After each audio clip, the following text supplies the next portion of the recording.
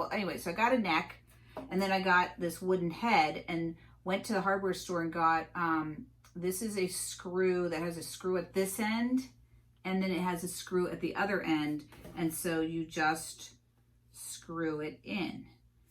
And the reason why I like this is just, it's classy looking. It's like a nice little display.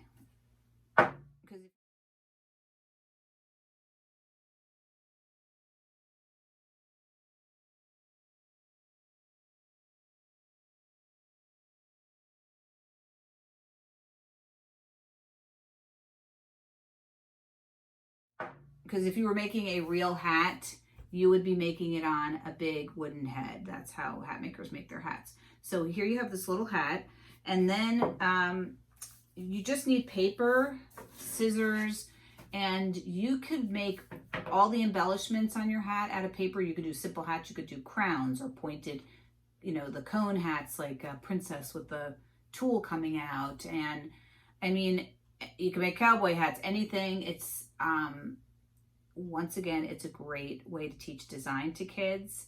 It's 3D, so it's building, and they love to build. So I'm just going to do a simple hat with some simple embellishments that I had around. And like the, if you saw my other video, making a hat for yourself, you just want to measure it around your head.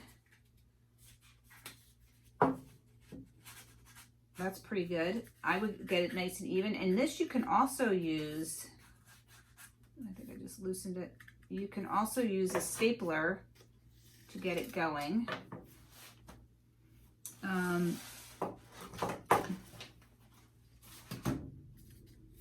And because this isn't going to hurt anybody's head, you can staple it the regular way, just like this, because it's not going on a real head.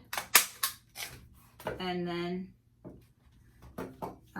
there you go. So I'm going to trim this a little bit, and then I'm going to, I'm not sure what I'm going to do with it because I'm adding flowers. If you really want to go all out, it's kind of cool to look up different hat designers and see what kind of stuff they've made, because there's some really amazing hats out there. Basically, if you can put something on the head, on your head, it's a hat. So I'm going to do just something simple. You can curl paper.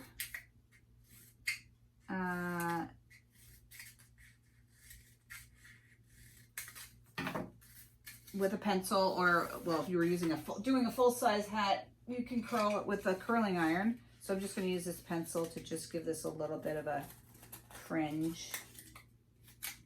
Now it's kind of hard with a pencil, so just sort of fold it down.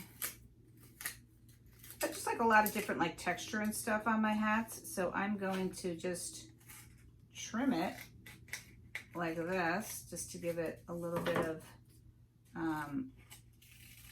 almost an architectural interest. Hats are sort of architectural.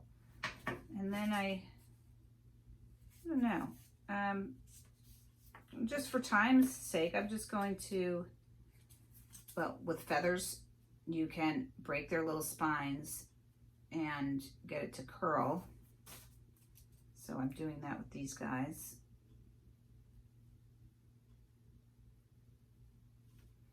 And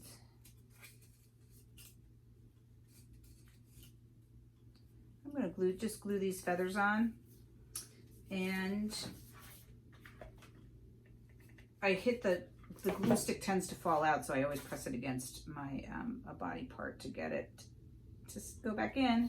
So then I put the glue on here. I always find with feathers, because they're not quite nice, always nice at the ends, that I like to add a jewel, or in this case, a flower.